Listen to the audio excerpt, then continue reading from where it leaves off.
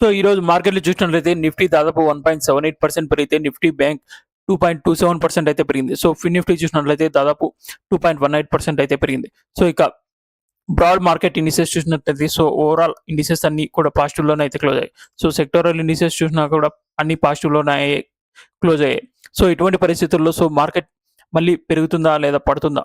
So, gift Nifty, gold, silver అలాగే crude oil యొక్క analysis so, చార్ట్‌తో సహా ఈ వీడియోలో మనం డిస్కస్ చేసుకుందాం. అలాగే వాటి యొక్క ఇంపార్టెంట్ లెవెల్స్ కూడా తెలుసుకుందాం.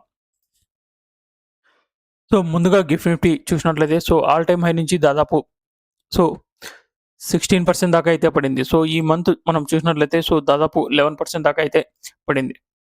సో, ఏదైతే ఈ ప్రస్తుతం ఏదైతే ఈ బేరిష్ క్యాండిల్ ఉందో సో, ఇప్పుడు ఈ క్యాండిల్ ఎలా క్లోజ్ అవుతుందో అన్నదైతే మనం ఈ మంత్ ఎండింగ్ అయితే చూడాల్సింది. సో, అలాగే ఇక వీక్లీ టైమ్ ఫ్రేమ్ చూసినట్లయితే సో, వీక్లీ టైమ్ ఫ్రేమ్‌లో సో, ప్రస్తుతం ఒక డోజీ టైప్ క్యాండిల్ అయితే చేసింది. సో, నెక్స్ట్ ఇక డైలీ టైమ్ ఫ్రేమ్ చూసినట్లయితే సో, డైలీ టైమ్ ఫ్రేమ్‌లో ఒక ఇన్వర్టెడ్ హ్యామర్ ఫార్మ్ చేసి సో, డైలీ టైమ్ ఫ్రేమ్‌లో మార్కెట్ అయితే బుల్లిష్‌గా అయితే మారింది. సో, ఏదైతే ఇక్కడ చూపిస్తున్న ఇంపార్టెంట్ లెవెల్ సో, 22,474 నుంచి 22,290 సో, ప్రస్తుతం ఈ ఇంపార్టెంట్ లెవెల్ దగ్గర నుంచి మార్కెట్ అయితే సో, సపోర్ట్ తీసుకొని మార్కెట్ అయితే రివర్స్ అయితే అవుతుంది. సో, ఒకవేళ సో, మార్కెట్ ఈ లెవెల్‌ని రెస్పెక్ట్ చేసినట్లయితే సో, రాబోయే రోజుల్లో మళ్ళీ గిఫ్ట్ నిఫ్టీ అయితే బుల్లిష్‌గా అయితే మారే అవకాశం ఉంది.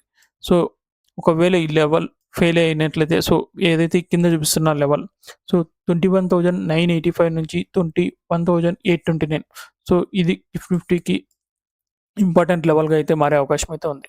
సో, ఒకవేళ ఈ లెవెల్‌ని రెస్పెక్ట్ చేసినా సో, మార్కెట్ మళ్ళీ బుల్లిష్‌గా అయితే మారే అవకాశం అయితే ఉంది.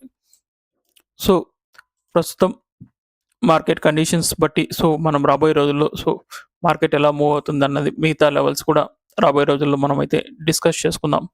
సో, మార్కెట్ ప్రస్తుతం చూసినట్లయితే సో, ఇక్కడ ఆల్ టైమ్ హై నుంచి ఒక లిక్విడిటీ అయితే గ్రాబ్ చేసి సో, మార్కెట్ అయితే షార్ప్‌గా అయితే ఫాల్ అయింది.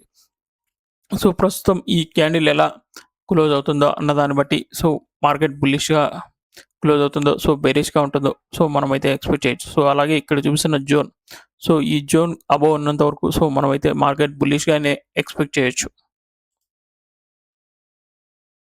సో, ఇక గోల్డ్ చూసినట్లయితే సో, గోల్డ్ మనకు దాదాపు ఆల్ టైమ్ హై నుంచి దాదాపు 26.83% అయితే పడింది. సో, ఏదైతే ఇక్కడ చూపిస్తున్న సో, ఏదైతే ఇక్కడ ఇంపార్టెంట్ లిక్విడిటీ అయితే గోల్డ్ గ్రాబ్ చేసి సో, సపోర్ట్ చేసుకొని గోల్డ్ అయితే సో, బుల్లిష్‌గా అయితే మూవ్ అవుతుంది. సో, ఇప్పుడు గోల్డ్ ఒకవేళ ఇక్కడ చూపిస్తున్న సపోర్ట్ ఏదైతే ఉందో సో, ఈ సపోర్ట్ తీసుకున్నట్లయితే సో, గోల్డ్ రాబోయే రోజుల్లో సో, మళ్ళీ ఏదైతే ఇక్కడ చూపిస్తున్న సో, ఏదైతే ఇక్కడున్న సప్లై అయితే గోల్డ్ రీచ్ అయ్యే అవకాశం అయితే ఉంది. సో, ఇక్కడ డైలీ టైమ్ ఫ్రేమ్ చూసినట్లయితే సో, గోల్డ్ ప్రస్తుతానికి సో, బుల్లిష్‌గా అయితే మారుతుంది.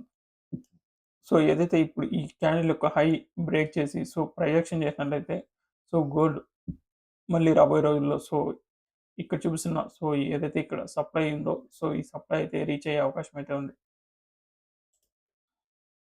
ఇక సిల్వర్ చూసినట్టయితే so, silver all time high నుంచి సో, దాదాపు 50% దాకా అయితే పడింది. సో, ఇక్కడ చూపిస్తున్న సో, ఏదైతే ఇంపార్టెంట్ లిక్విడిటీ అయితే so, similar to gold so, silver కూడా లిక్విడిటీ అయితే సో, గ్రాబ్ చేసింది.